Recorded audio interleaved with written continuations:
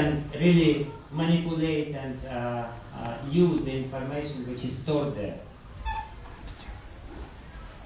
And then the final function, who remember what is the final function of the intelligence? Sleep. Yes, right. I got the point.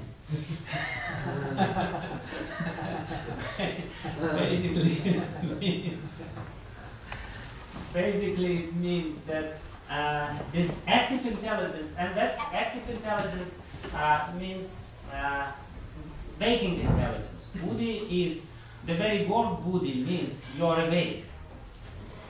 You are awake and you are actively perceiving the world outside of you, interacting with the world outside of you, making some conclusions, but ultimately you become tired.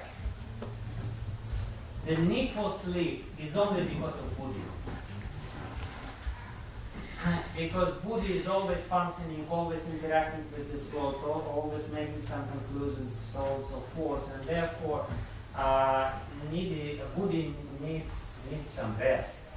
You know, he's ultimately tired. Mind doesn't need rest. Mind is always active. Mind is just, it's non-stop. It's perpetuum mobile. You know, it's amazing how it works. But Buddhi needs sleep because it's an intelligent guy in us. So he gets tired of all these things, you know, going back and forth here and there. So on and so forth. So that's in gist how the whole system works. I gave a very,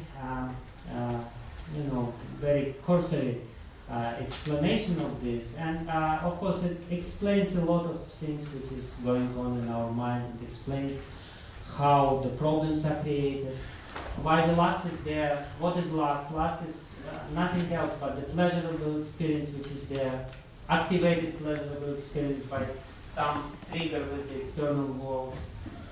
And the role of Buddhi, to a certain extent, I try to explain, because if Buddhi is functioning properly, then there will be not too much agitation in the subconsciousness. He will not place or put there, too strong samskaras, which will ultimately distort our perception. As I said again, this sanctity or sanity of this system, or especially of this part of our consciousness, is very important. Because if too much bad experiences are there, not digested experiences, then ultimately it will totally destroy our life. We will become completely crazy. We will not be able to perceive world or to interact with the world in a proper way. Whereas Buddhi is there to to moderate the whole process and to digest these things.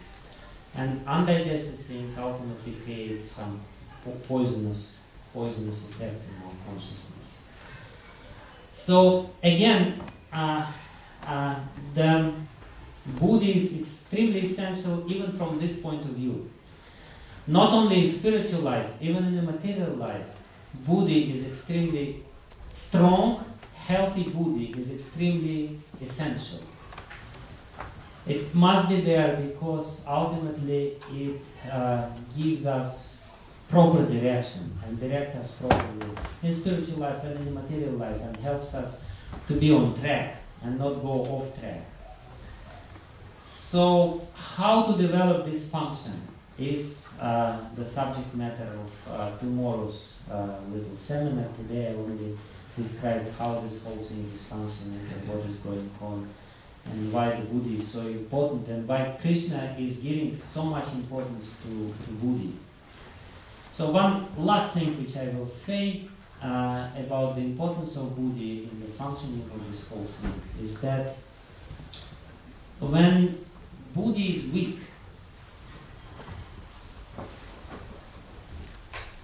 and of course, to be true to the whole system, we have to put soul, but the soul is so small, it's 1/10,000th part of the here, so you cannot even really describe it. It's somewhere here. And it emanates the, the consciousness, the energy of consciousness. But if the body is weak, and the mind is always strong, that you don't have to worry about.